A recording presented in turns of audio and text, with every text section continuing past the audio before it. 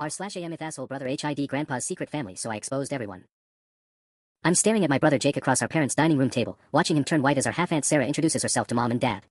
The anniversary dinner I'd spent weeks planning just became a nuclear bomb, and I'm the one who pulled the pin. "Hi, I'm Sarah Martinez," she says, extending her hand to my stunned mother. "I'm your father-in-law's daughter. From his first marriage." The silence is deafening. Dad's fork clatters against his plate. Mom's mouth opens and closes like a fish. My teenage sister Emma stops mid-chew, a piece of garlic bread hanging from her lips. "And Jake?" "Jake looks like he wants to murder me with his bare hands." "What the hell is this?" Dad finally manages, his voice barely above a whisper. I stand up, my heart hammering against my ribs. "This is Grandpa's family, Dad. The family Jake's been hiding from us for 3 months." The accusation hangs in the air like smoke. Jake's chair scrapes against the hardwood as he shoots to his feet. "You had no right." "I had no right." I laugh, but there's no humor in it. "You had no right to keep this from us." Sarah looks between us, clearly realizing she's walked into a battlefield. Behind her, I can see her teenage son Miguel shifting uncomfortably in the doorway, probably wondering if he should run back to the car. "Maybe we should go," Sarah says softly. "This seems like a family matter."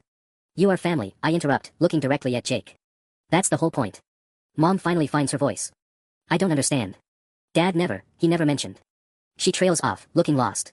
"Because he was ashamed," Sarah says gently, sitting down in a chair I'd strategically placed next to Mom's. "The divorce was ugly. Your husband was so young when it happened, and over the years, Dad convinced himself it was better to leave the past buried." "How long have you known?" Dad asks Jake, his voice eerily calm. That's Dad's danger voice, the one that means someone's about to get grounded for life or worse. Jake's jaw clenches. "Since February." "February?" Emma squeaks. "That's like 4 months ago." 3.5, Jake corrects automatically, then realizes how pathetic that sounds. "I reached out through Facebook," Sarah explains, glancing apologetically at Jake. "I found Jake first and asked him to meet for coffee. We've been trying to figure out the best way to approach everyone." "I know this is a shock." "A shock?" Mom's voice rises. "My father had another family and my son has been lying to us for months." "That's not a shock, that's a betrayal." The word betrayal hits Jake like a slap. Good. He should feel betrayed. He should feel exactly how I felt when I saw him posting photos on Instagram 3 weeks ago with people I didn't recognize, people who had his eyes and Grandpa's stubborn chin. "I was protecting you," Jake says desperately. "You and Dad were finally doing better after Grandpa died. I didn't want to complicate your grief. That wasn't your decision to make." Dad slams his palm against the table, making the wine glasses jump. "That was my father, Jake. These are my sisters. My family." Sarah clears her throat. "Actually, I'm the only daughter. But you have 2 half-brothers too. David lives in Phoenix, and Robert's about an hour north of here." Mom makes a strangled noise. "This is so much worse than I thought it would be. But also exactly what Jake deserves. 2 brothers." Dad repeats, his voice hollow. "How many? How big is?" "There are 5 of us total," Sarah says quietly. "From Dad's first marriage. I was the youngest when he left." The number hits the room like a physical blow. I watch Mom's face crumble as the reality sinks in. Her father-in-law had 5 children before her husband was even born.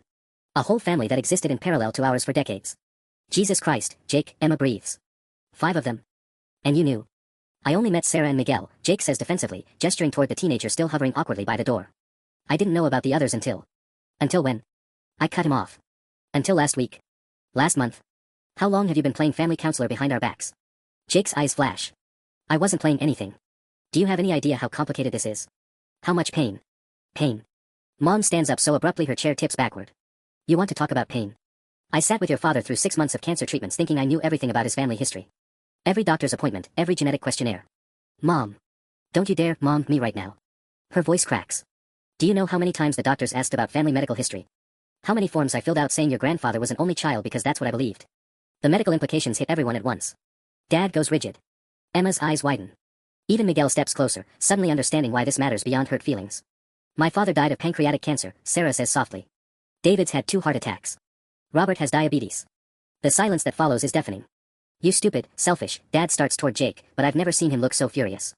"Stop," Sarah stands up, placing herself between them. "Please. This isn't Jake's fault. I asked him to wait. I thought I needed time to figure out how to approach this sensitively." "Sensitively? I can't help myself. You've been trying to reach us for months. Jake told you he didn't want contact, didn't he?" Sarah's face tells me everything. He said the family needed time to grieve." "That's not what he said," Miguel speaks for the first time, his voice barely audible. "You told Mom that." "Miguel." Sarah's warning comes too late. "What did he tell you?" Dad's voice is dangerously quiet. Miguel looks terrified, glancing between Jake and his mother. He said you guys probably wouldn't want anything to do with us. That you might be angry about the divorce and stuff." The betrayal cuts deeper than I expected. It's one thing for Jake to hide our family from us, it's another to poison them against us before we even knew they existed. "You told them we'd reject them?" Mom whispers. Jake's face is scarlet. "I didn't, I was trying to manage expectations." "You were managing nothing. I slam my hand on the table. You were playing God with our family. Do you know how that made them feel? They thought we didn't want them. We've been heartbroken, Sarah admits, her voice thick. When Dad died, we thought maybe finally we could all be a real family. But when Jake said you needed space, possibly permanently. She doesn't finish, but she doesn't need to. Jake didn't just rob us of months with our newfound family, he robbed them of hope. Emma starts crying. Not the dramatic teenage tears she usually deploys for maximum effect, but quiet, devastated sobs. I want to meet them, she says. I want to meet all of them. Our uncles and, are their cousins? Do I have cousins? Yes, Sarah says softly to Emma, pulling out her phone. You have 7 cousins. Miguel here is the youngest at 16, and the oldest is 28. David's daughter just had a baby last month, your first cousin once removed. Emma's sobs get harder. We missed everything. Weddings and birthdays and whose fault is that? Jake explodes. You think this is easy? You think I wanted to keep secrets? I was trying to protect everyone. From what? I shout back. From having more family. From medical information that could save lives. What exactly were you protecting us from, Jake? From this. He gestures wildly around the room. From Mom crying and Dad looking like his world just collapsed and Emma falling apart. Look at them. He's not wrong.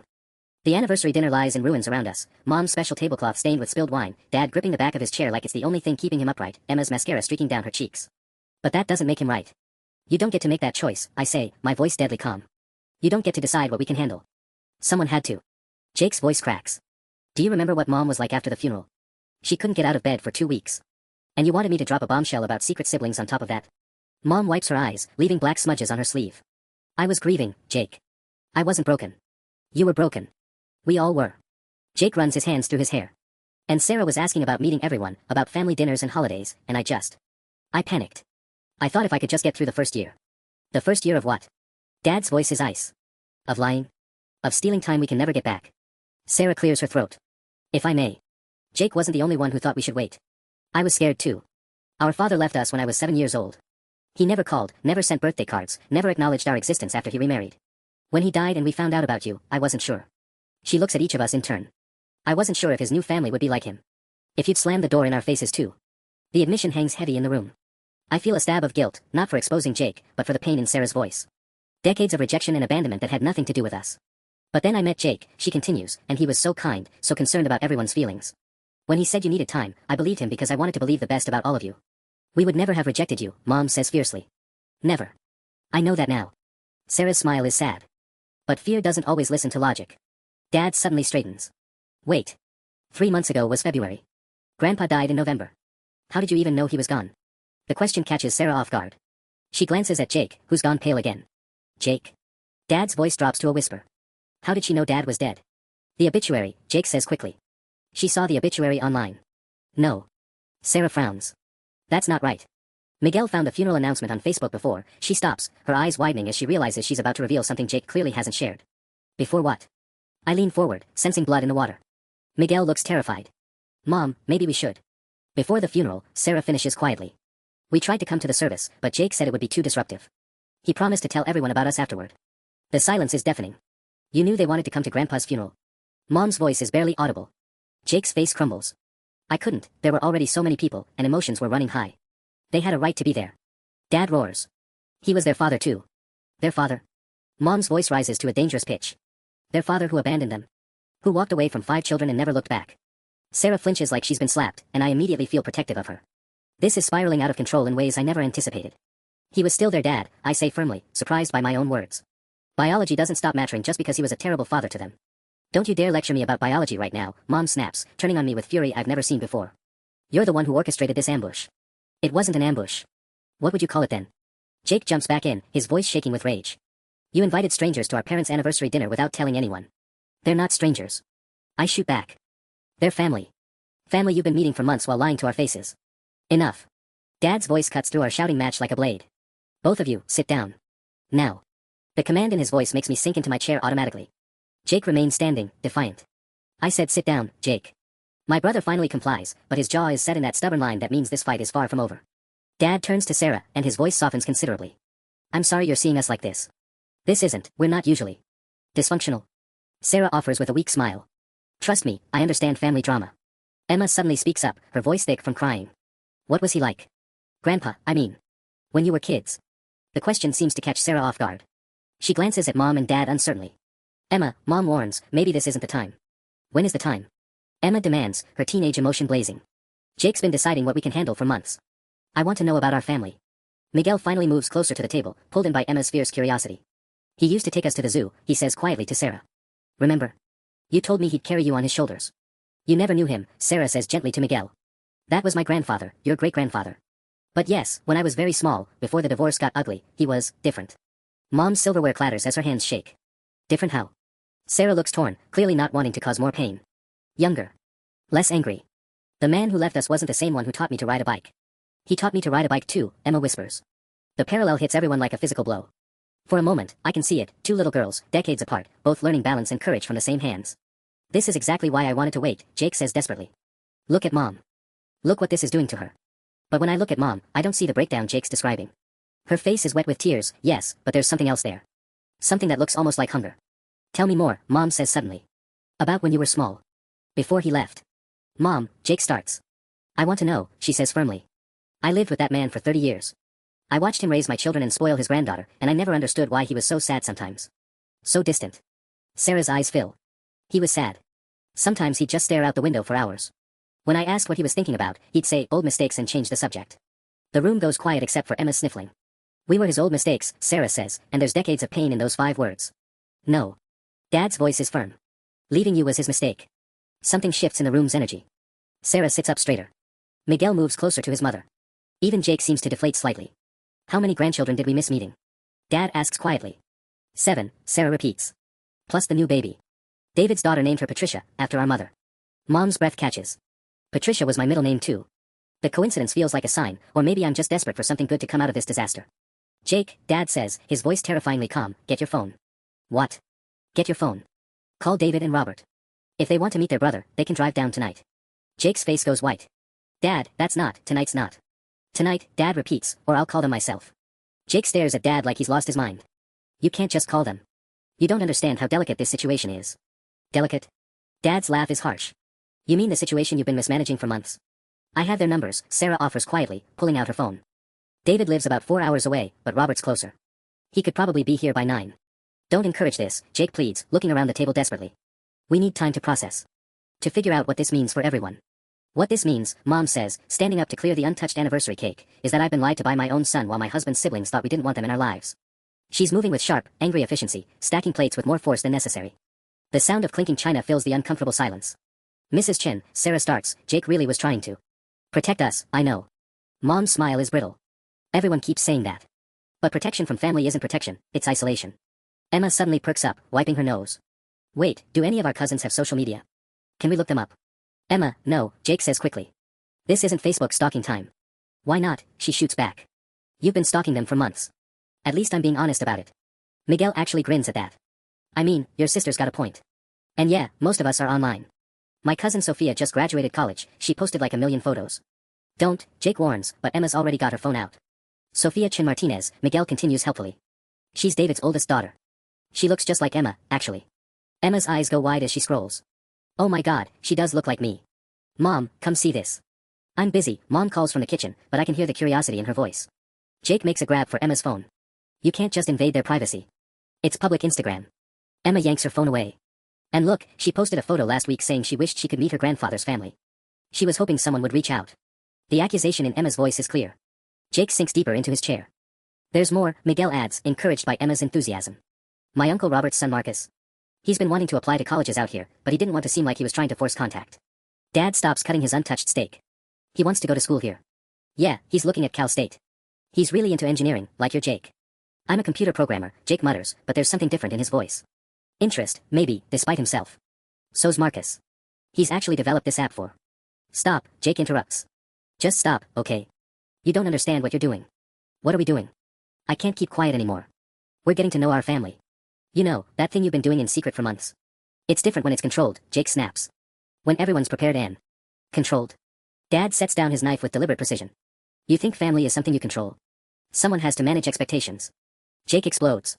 Someone has to think about consequences. What happens when the honeymoon phase wears off and we realize we have nothing in common with these people? These people. Sarah's voice is ice cold. Jake's face flushes red. I didn't mean. You meant exactly that, I say, seeing my brother clearly for maybe the first time. You've been deciding we're not worth knowing this whole time. That's not true. Then why didn't you tell them about Emma's art? Or Dad's promotion? Or the fact that Mom just started teaching again? Jake opens his mouth, then closes it. Because you weren't building relationships, I continue, the pieces clicking together. You were managing a problem. We were a problem you didn't want them to know about. That's ridiculous. Is it? Sarah's voice is quiet, but it cuts through Jake's protests. Because in 3 months, Jake, I learned almost nothing about your family except that they were too fragile to meet us. The words hit like a slap. Mom appears in the doorway, dish towel in hand. Too fragile, she repeats dangerously. Jake looks trapped.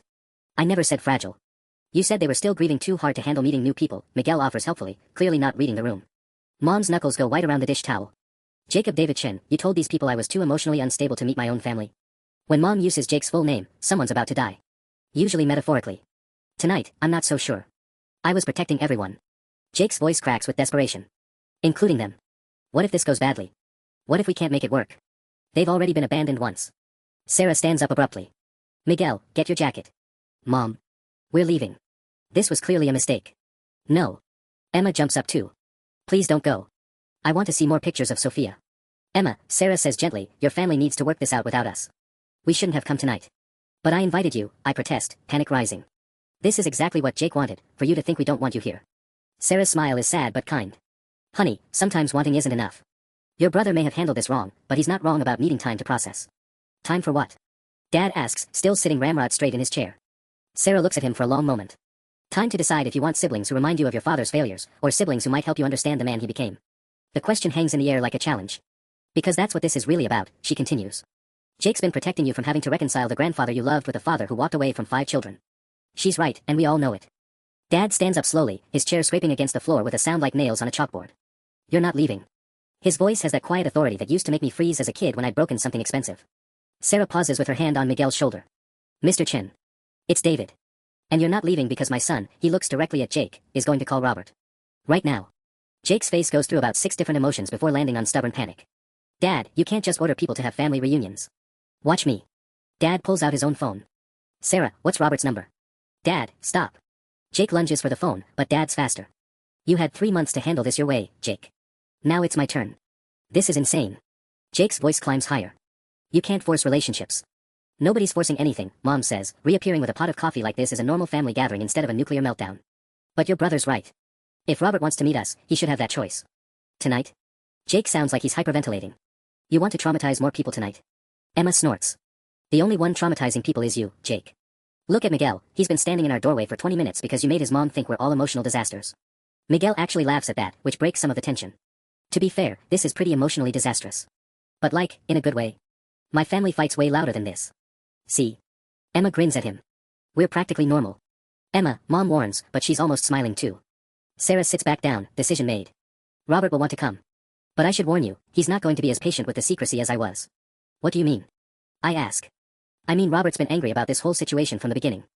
When Jake kept stalling about introductions, Robert started to think maybe our father was right about his new family being better than us. Jake goes even paler, if that's possible. He said that. He said a lot of things. Sarah's tone is carefully neutral. Mostly about how maybe some families are meant to stay broken. The weight of that hits everyone. I watch Dad's jaw clench as he processes what Jake's delays have cost us. Call him, Dad says to Sarah. Please. She dials, and we all pretend not to eavesdrop while she explains the situation. I catch fragments. Tonight, anniversary dinner, yes, he's here, I know. When she hangs up, her expression is unreadable. Well? Mom prompts. He'll be here in an hour. He's bringing his wife Linda and their son Marcus, the one interested in engineering. Jake makes a strangled noise. 3 more people. Mom, look at this place. He gestures at our disaster of a dining room. Look at us. We're not ready for. Ready for what? I interrupt. Ready to be human. Ready to have messy emotions about complicated family stuff. Nobody's ever ready for that, Jake. You don't understand the pressure. What pressure? Dad's voice cuts like ice. The pressure of having people who want to know us. The pressure of belonging somewhere. Jake's face crumples. The pressure of being the buffer. Do you think this is easy for me? Watching Sarah's face every time I had to make another excuse. Seeing Miguel ask why his new cousins didn't want to meet him. The admission catches everyone off guard. For the first time tonight, Jake sounds genuinely broken instead of just defensive. Then why keep doing it? Emma asks, her voice gentler than before. Because once you open this door, you can't close it again, Jake whispers. What if Robert hates us? What if we hate them? What if this destroys the family we already have? Mom sets down her coffee cup with a sharp clink. Jacob. Look at me. He does, reluctantly. The family we already have includes your father's siblings. Whether you kept them secret or not. They existed before tonight, they'll exist after tonight, and pretending otherwise was never going to work forever. But what if? What if nothing? She cuts him off. What if is why your grandfather spent 30 years staring out windows instead of picking up a phone? The comparison hits Jake like a physical blow, and suddenly I see him not as my controlling older brother, but as someone drowning in responsibility he never asked for. But that doesn't make what he did right. The doorbell rings at exactly 8:47 p.m., and the sound cuts through our fragile peace like a gunshot. That's them, Sarah says unnecessarily, since we're all frozen like deer in headlights. Jake looks like he might throw up. I can't do this. I can't sit here and watch this blow up in everyone's faces. You don't get to leave, Dad says firmly, but there's something almost gentle in his voice now. You started this, Jake. You're going to see it through. Mom smooths her hair and heads for the door, then stops halfway. Do I look okay? I mean, I know this is insane, but these are my in-laws and I'm meeting them for the first time at 53 years old wearing a sauce-stained blouse. You look beautiful, Sarah says, and means it. Robert's going to love you. Fair warning though, he's probably going to hug you. He's a hugger. Unlike Dad, Emma mutters, which makes Miguel snort laugh despite the tension. The front door opens, and I hear voices in the hallway, deep male voices mixing with Mom's nervous chatter. My stomach clenches as footsteps approach the dining room. Robert Martinez walks in, and it's like seeing a ghost. He has Grandpa's walk. That same slight hitch in his left step from an old injury, the same way of scanning a room before fully entering. But where Grandpa was always contained, controlled, Robert radiates warmth. He's shorter than Dad, built like a construction worker, with salt and pepper hair and eyes that crinkle like he smiles a lot. Behind him, a woman with kind eyes and graying blonde hair takes in our disaster of a dining room without judgment. And trailing behind them both, a lanky teenager with Jake's exact hairline and Dad's stubborn chin stares at us like we're exotic animals at a zoo. Well, shit, Robert says, breaking into a grin that transforms his entire face. Sarah wasn't kidding, you really do all look like Dad. Jake makes a choking sound. Language, honey, the blonde woman murmurs, but she's smiling too. I'm Linda, by the way. The civilian who married into this genetic disaster. Hey. Marcus protests, but he's grinning. We prefer genetically challenging, thank you very much. The easy humor breaks something loose in the room. Emma actually giggles, and I see Dad's shoulders relax slightly. But then Robert's eyes land on Jake, and his expression shifts. So you're the gatekeeper, he says, and his voice has gone carefully neutral. Not hostile, exactly, but not friendly either. Jake's face flushes red. Robert, I can explain. Can you? Robert settles into the chair Sarah pulls out for him, moving with deliberate calm. Because I've been trying to figure out for 3 months what kind of family keeps their relatives at arm's length while deciding whether we're worth the trouble. That's not what happened, Jake says desperately. No. Then explain to me why my son spent his 16th birthday wondering if his newfound cousins were ashamed of us. Marcus shifts uncomfortably. Dad, don't. Don't what? Don't tell the truth. Robert's voice stays level, but there's steel underneath. Marcus asked me if maybe Grandpa was right about us not being good enough for his real family. The words hit the room like bombs. Mom's face goes white. Dad's hands curl into fists. Emma starts crying again, and Miguel looks like he wants to disappear into the floor. That's not, I never said, Jake stumbles over his words. You didn't have to say it, Robert continues relentlessly. 3 months of they're not ready and maybe next month says it loud and clear. I was trying to protect everyone. From what? From us. From exactly this. Jake explodes, gesturing wildly. From fighting and crying and people getting hurt. Look around, Robert, does this look like a successful family reunion to you? Robert surveys our tear-stained faces, the ruined anniversary dinner, the palpable tension crackling between siblings. Then he starts laughing. Not cruel laughter, deep, genuine belly laughs that make his whole body shake. Kid, he says to Jake when he can breathe again, this isn't a disaster.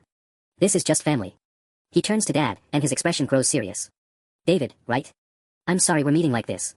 And I'm sorry about what happened with Dad, both his dying and everything that came before. Dad's voice comes out rough. I'm sorry he left you. Yeah, well. Robert shrugs. Water under the bridge. But I'll be honest, when Jake kept stalling, I started wondering if the apple didn't fall far from the tree. The accusation hangs heavy in the air. Dad looks stricken. We're not him, Dad says quietly. I'm starting to see that. Robert glances at Jake. Though your boy here had me fooled for a while. Jake looks like he wants to crawl under the table, but there's nowhere left to hide. Robert leans back in his chair, studying Jake with an expression I can't quite read. You know what the funny thing is? Sarah kept defending you. Said you were just being cautious, looking out for everyone's feelings. I was, Jake says desperately. Were you? Or were you hoping we'd just give up and go away? The question cuts deep, and I watch Jake's face cycle through denial, anger, and something that might be shame. That's not fair. Fair. Robert's laugh is sharper now. You want to talk about fair? My son Marcus here has been designing apps since he was 14. Real innovative stuff. He's got a portfolio that would make most college seniors jealous. Marcus looks mortified. Dad, don't. No, let me finish. Robert keeps his eyes locked on Jake. When he found out he had a cousin who was also into programming, you know what he did?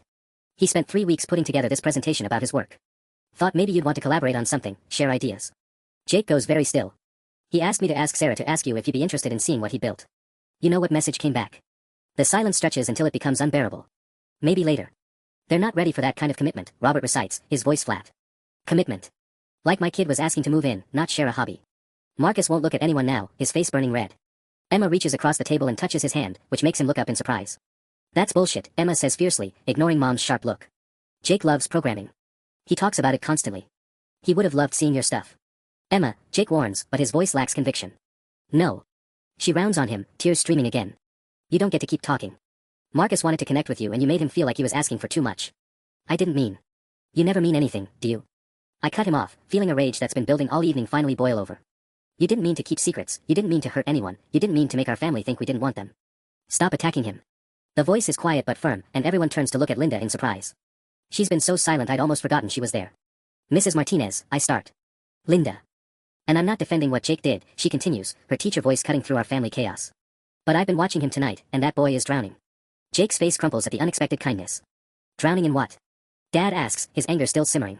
In being the family manager, Linda says gently. How old were you when your father got sick, Jake? 28, Jake whispers. And who handled the medical coordination? The family communications. Making sure everyone knew what was happening when. Jake's silence is answer enough. Robert, Linda says, turning to her husband, remember when your mom was dying?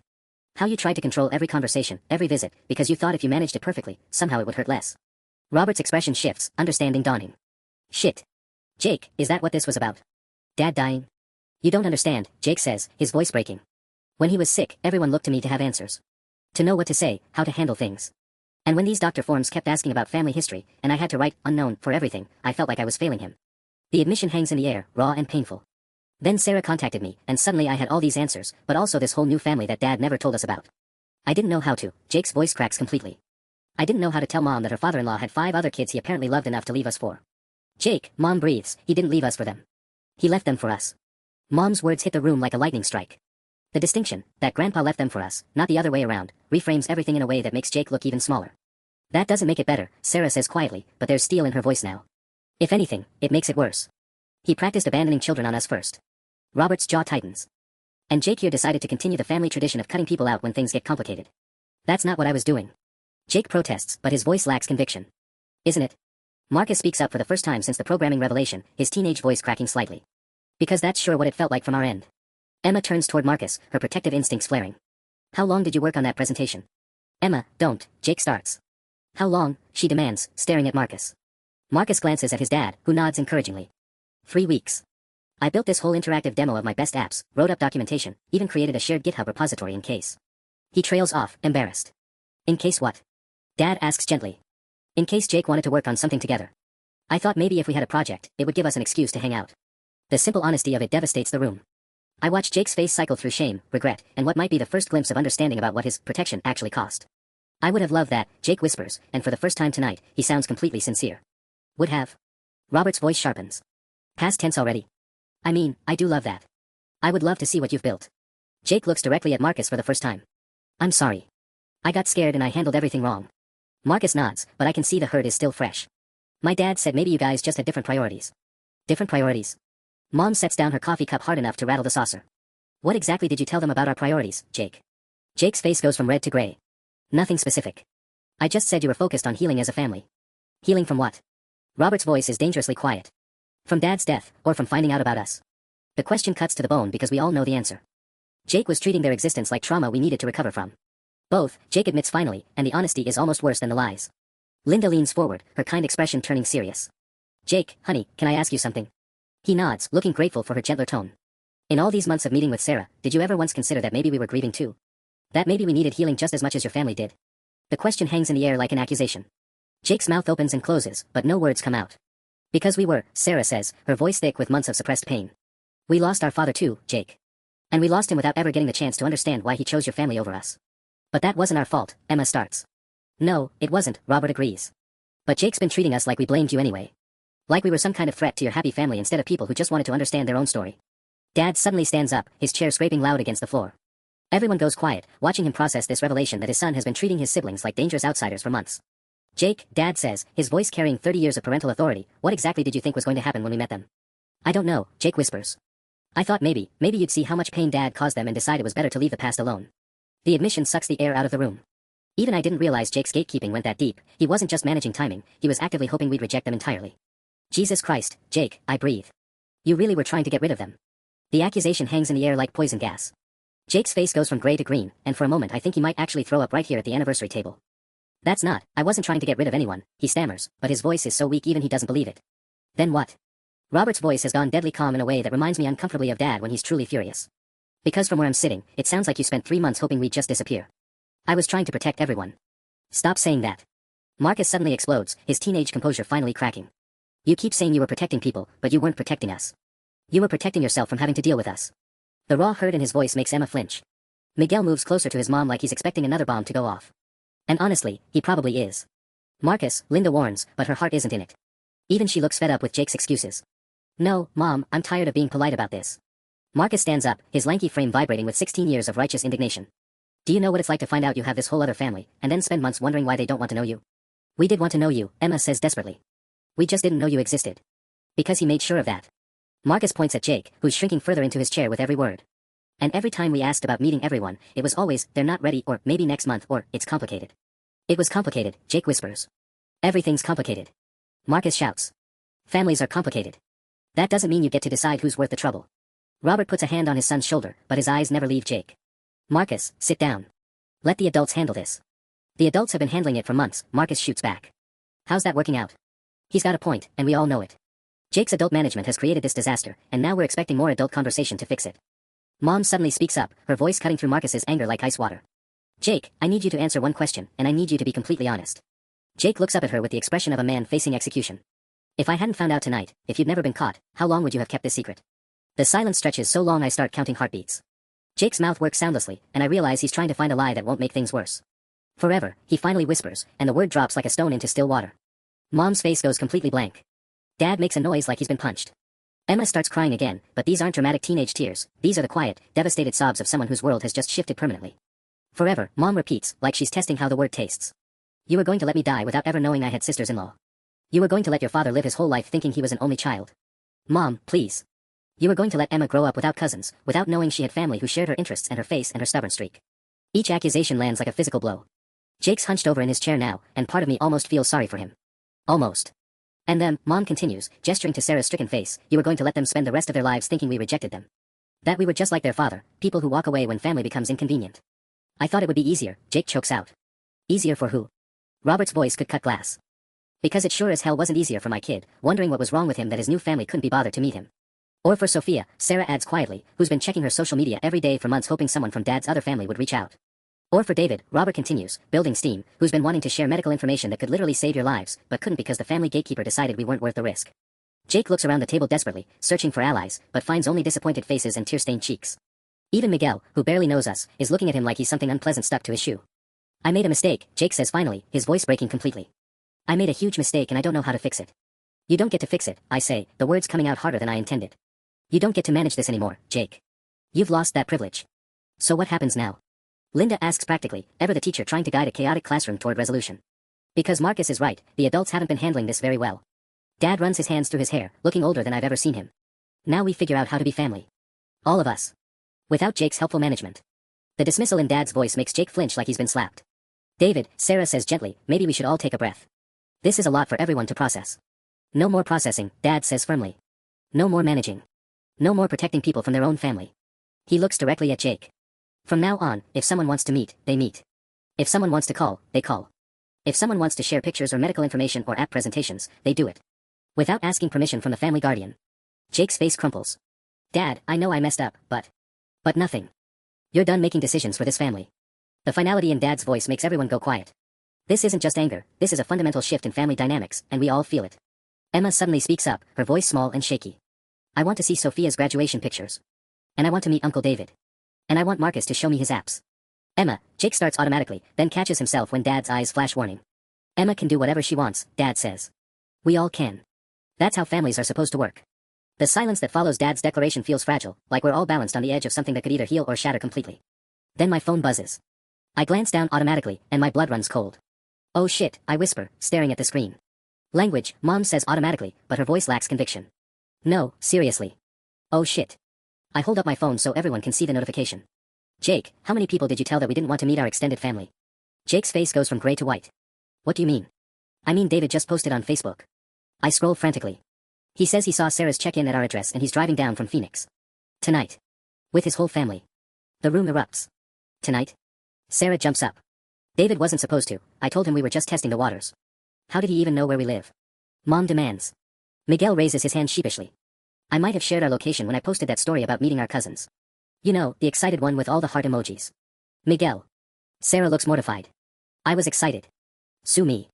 Robert starts laughing, but it's the slightly hysterical kind that means someone's about to lose it completely. This is perfect. This is absolutely perfect. How is this perfect? Jake's voice climbs toward panic.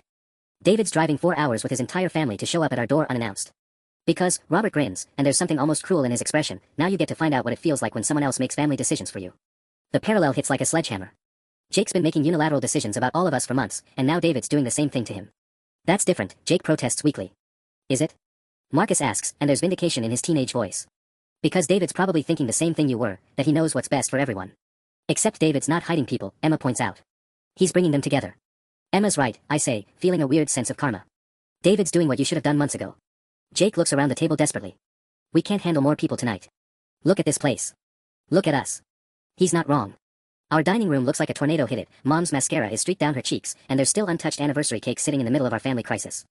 Maybe we can call David, ask him to wait until tomorrow. Linda suggests diplomatically. Sarah's already dialing. We watch her face fall as she listens. Straight to voicemail. He's probably driving through dead zones on the highway. She hangs up, looking apologetic. When David makes up his mind about something, he doesn't really do patience.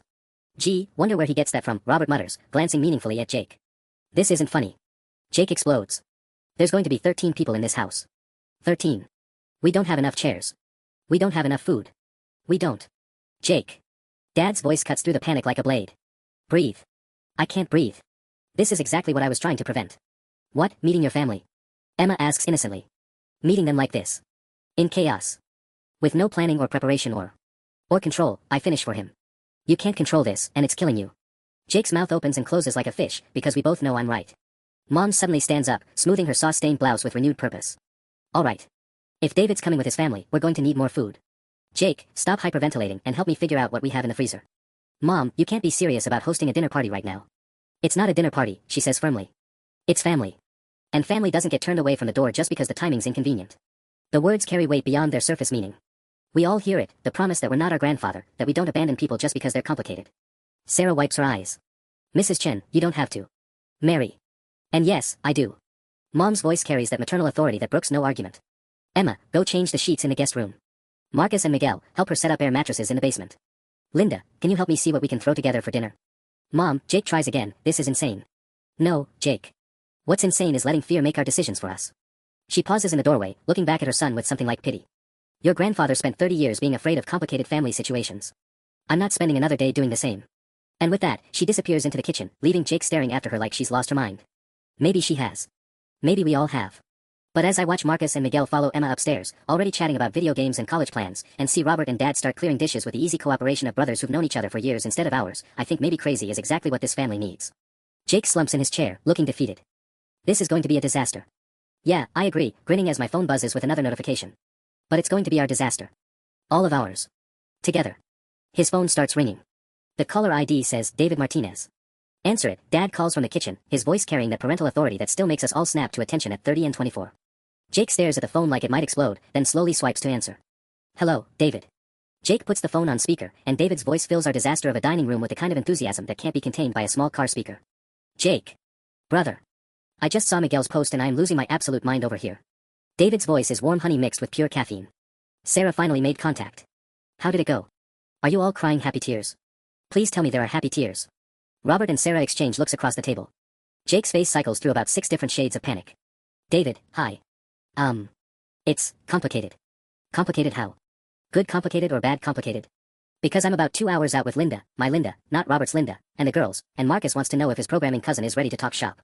2 hours. Jake's voice cracks. David, you can't just. Can't just what? Come meet my baby brother. Jake, I've been waiting for this moment since February. Since you told me our father had another family who actually wanted to know us. The words hit the room like a grenade. Sarah's eyes widen. Robert's jaw drops. And Jake looks like he wants to crawl into a hole and die. What did you just say? Dad's voice carries from the kitchen doorway, and when I turn around, he's holding a wooden spoon like a weapon. David's enthusiasm doesn't dim. I said I've been waiting to meet my brother. Jake's told us so much about you all, how excited you were to learn about us, how you've been wanting to plan some big family reunion but didn't know how to coordinate everyone's schedules. The silence is so complete I can hear the refrigerator humming in the kitchen. He told you we were excited. Mom appears beside Dad, flour on her hands from whatever emergency meal she's trying to cobble together. Excited? Lady, you have no idea. Jake said you guys have been planning this whole elaborate welcome dinner for months. Said you wanted to make sure it was perfect before you reached out directly. Sarah's face goes from confused to furious in about 2 seconds flat. Jake. I can explain, Jake starts desperately. No, Robert cuts him off, his voice deadly quiet. Let David finish. I want to hear exactly what story our family manager has been telling. Oh man, wait until you meet Robert. David continues, oblivious to the mounting tension. Jake, is he there? Jake's told us about your family dinners, Robert, how you guys do this whole elaborate thing every month where everyone brings a dish and shares family stories. We've been dying to experience that. Family dinners. Emma whispers, looking at Jake like he's grown a second head.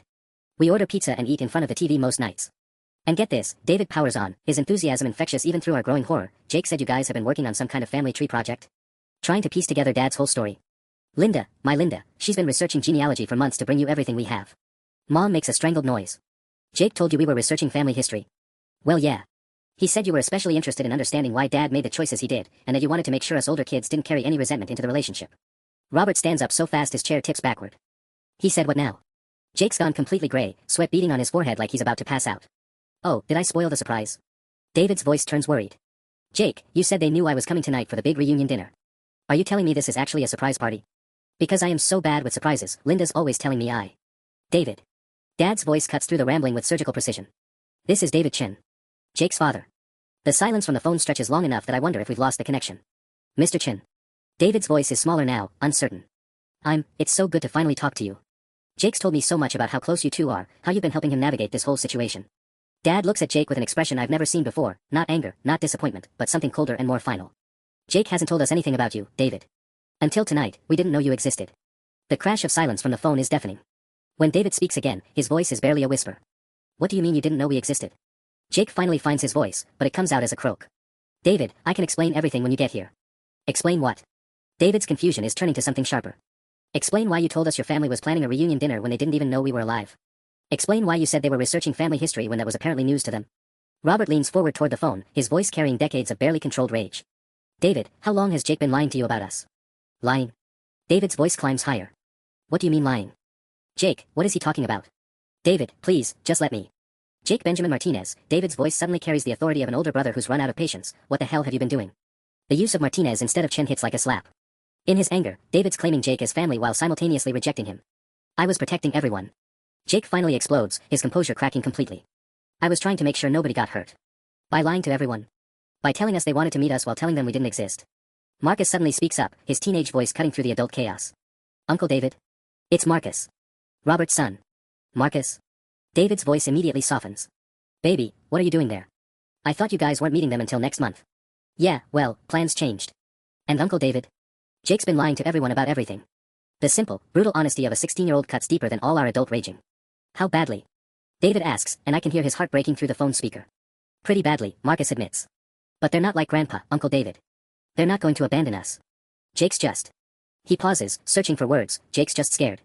And suddenly, in that moment of grace from a teenager who has every right to be furious, something shifts in the room.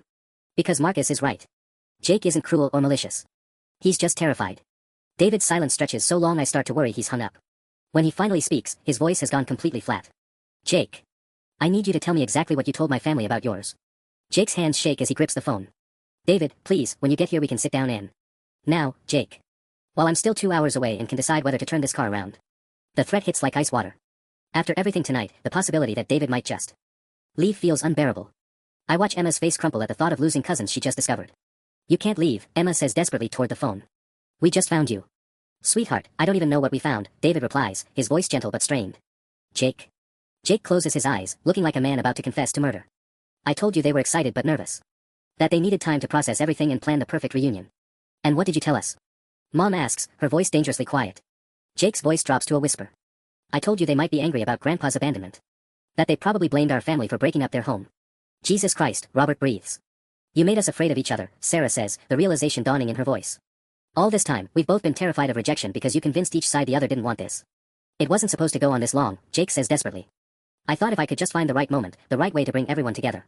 The right way. David's voice turns sharp again. Jake, I've been planning this night for months.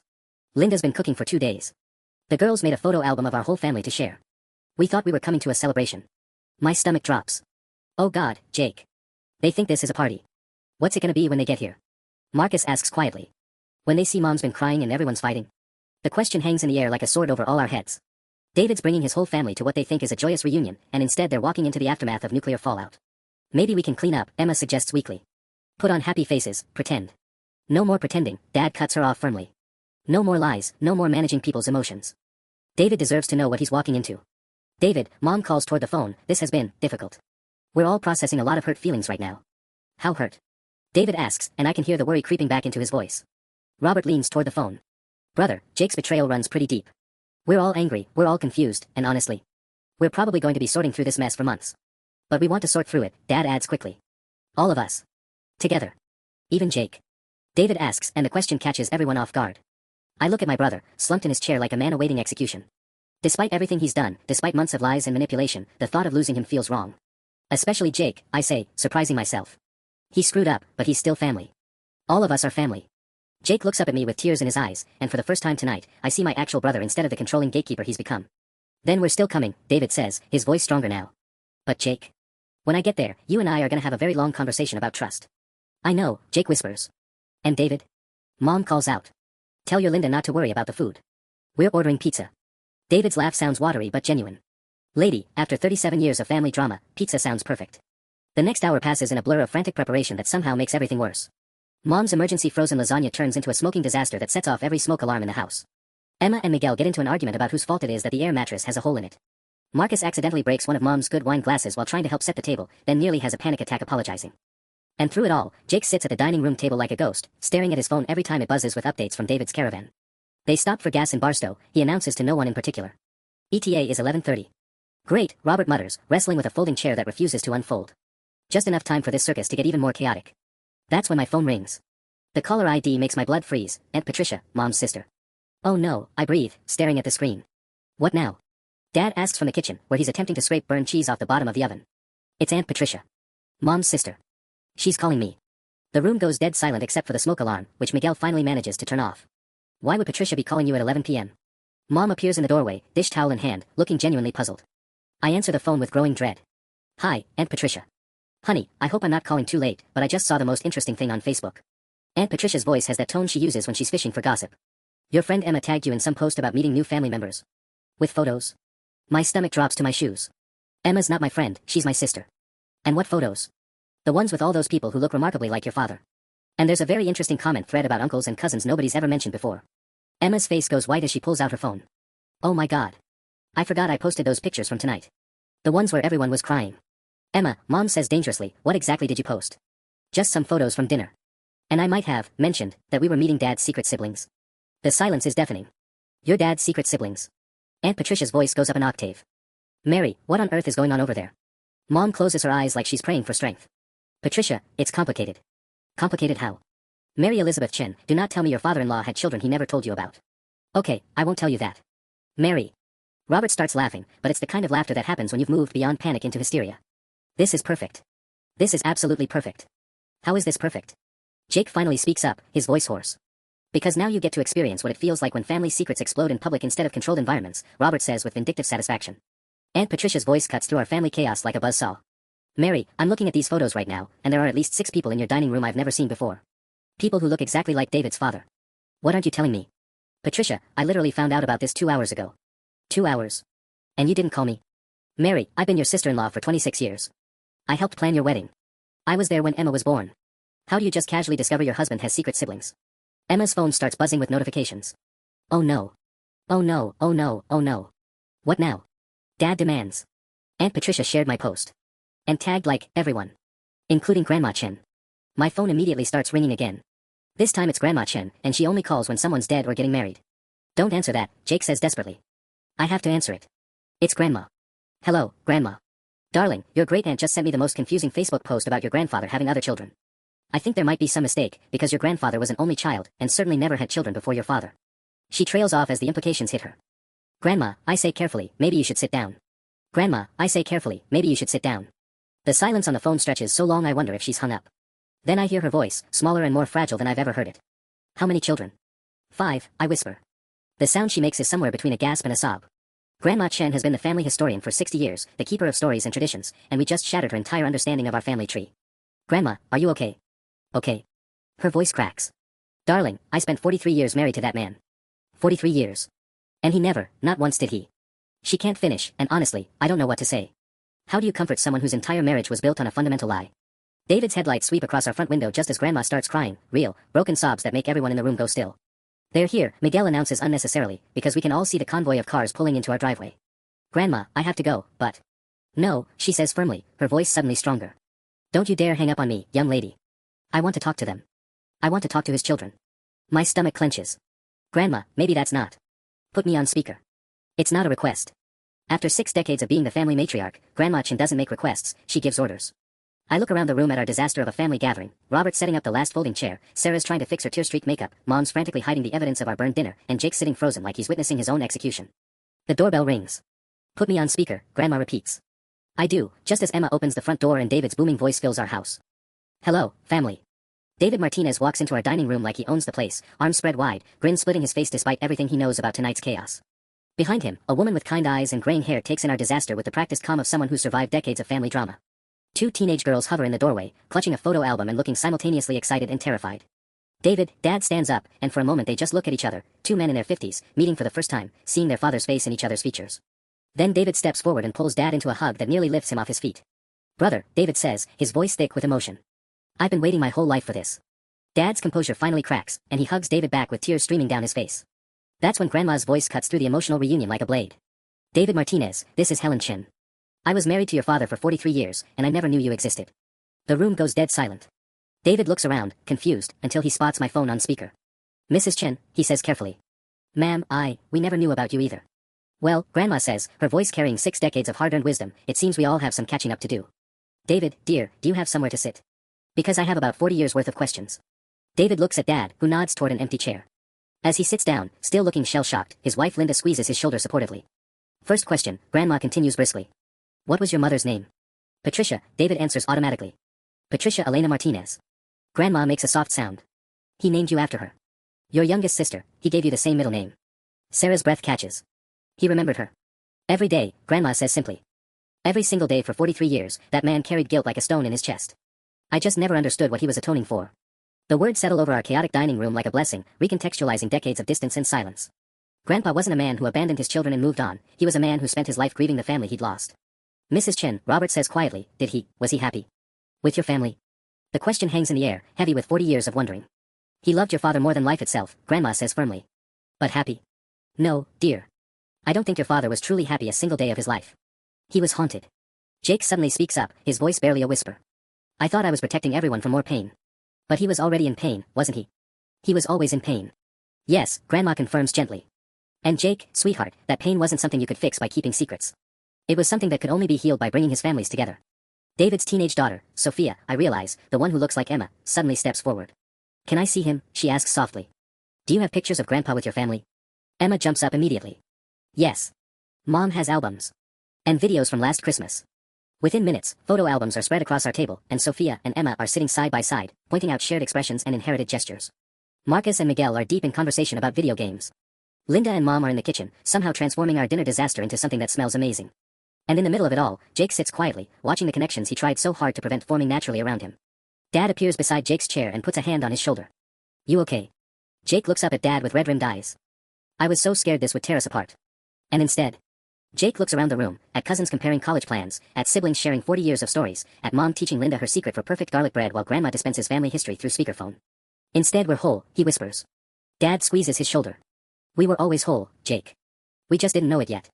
As I watch our expanded family fill every corner of our house with laughter and tears and the beautiful chaos of people learning to love each other, I realize Dad's right. We weren't broken by Jake's secrets or Grandpa's abandonment or 40 years of separation. We were just incomplete. But not anymore.